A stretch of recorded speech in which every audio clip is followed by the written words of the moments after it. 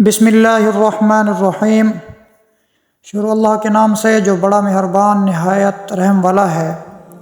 السلام علیکم دوستو، محترم ناظرین، آج میں آپ کو اسلامی واقعات میں سے ایک تاریخی واقعہ پیش کر رہا ہوں جو بہت ہی دلچسپ واقعہ ہے۔ حضرت نوح علیہ السلام نے اپنی قوم کو اللہ تعالیٰ پر ایمان لانے کی تلقین کی، مگر قوم پھر بھی ایمان نہ لائی، یہاں تک کہ آپ علیہ السلام کا حقیقی بیٹا یام بھی عذاب الہی کا شکار ہو گیا۔ اسی طرح آپ علیہ السلام کی بیوی بھی ایمان نہ لانے کی وجہ سے عذاب الہی کی مستحق ٹھہری۔ اللہ نے کفار کے لیے نوح اور لوط علیہ السلام کی بیویوں کی مثال دی ہے۔ یہ دونوں ہمارے دو نیک بندوں کی نکاح میں تھی، مگر ان دونوں نے اپنے شوہروں کی خیانت کی تو وہ شوہر اللہ کے مقابلے میں ان کے کچھ کام نہ آ سکے، اور ان بیویوں سے کہہ دیا گیا کہ تم دونوں بھی جہنم میں داخل ہونے والوں کے ساتھ داخل ہو جاؤ۔ رسول اکرم صلی اللہ علیہ وسلم نے ایک مرتبہ اپنے خاندان کو جمع کر کے ایک ایک سے مخاطب ہو کر فرمایا، اے مرہ بن کعب کی اولاد، اے عبد الشمس کی اولاد، اے عبد مناف کی اولاد، اے ہاشم کی اولاد، اے عبد المطلب کی اولاد، اے فاطمہ، ایمان لا کر اور نیک اعمال کر کے اپنے نفسوں کو جہنم کی آگ سے بچا لو، میں اللہ تعالیٰ کے ہاں تمہارے کسی کام نہیں آ سکوں گا۔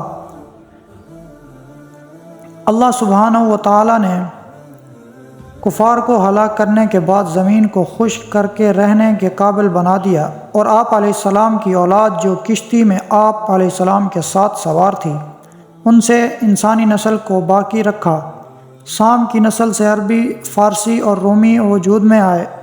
یافس کی نسل سے ترک، ثقالبہ اور یاجوج ماجوج پیدا ہوئے، اور حام کی نسل سے قبطی، سوڈانی اور برابر اقوام میں وجود میں آئیں۔ حضرت نوح علیہ السلام کے دور میں آنے والے طوفان سے سوائے کشتی میں سوار افراد کے تمام لوگ ہلاک ہو گئے تھے۔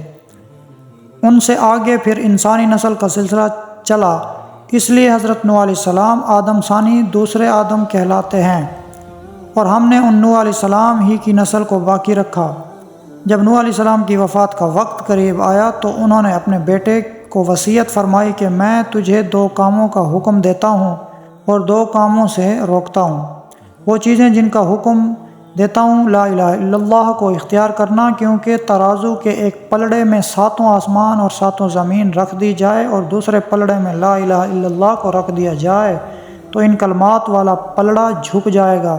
سبحان اللہ و بحمدہ کثرت سے پڑھتے رہنا، کیونکہ اسی کی برکت سے اللہ تعالیٰ مخلوق کو رزق عطا فرماتے ہیں، اور وہ چیزیں جن سے منع فرمایا، میں تمہیں اللہ کا شریک ٹھہرانے سے منع کرتا ہوں، تمہیں تکبر کرنے سے روکتا ہوں۔ عبداللہ بن عمر رضی اللہ تعالیٰ عنہ کہتے ہیں کہ میں نے عرض کیا کہ اے اللہ کے رسول صلی اللہ علیہ وسلم، شرک سے تو ہم واقف ہیں، لیکن تکبر کا کیا مطلب ہے؟ کیا اچھے جوتے پہننا، اچھا لباس پہننا، سواری کے لیے اچھا جانور رکھنا، یا اس کے پاس کثرت سے دوستوں کی آمد و رفت کا رہنا تکبر ہے؟ آپ صلی اللہ علیہ وسلم نے فرمایا کہ نہیں۔ میں نے عرض کیا کہ پھر تکبر کیا ہوتا ہے؟ آپ صلی اللہ علیہ وسلم نے فرمایا، حق کی حقیقت کا انکار کرنا اور لوگوں کو حقیر جاننا تکبر ہے۔ بھائیو دوستو، اگر ہمارا واقعہ آپ کو اچھا لگا ہے تو مزید اسلامی واقعات دیکھنے کے لیے ہمارے چینل کو سبسکرائب کریں اور گھنٹی کے بٹن کو دبانا نہ بھولیے گا۔ شکریہ، اللہ حافظ، نیکسٹ ویڈیو میں ملتے ہیں۔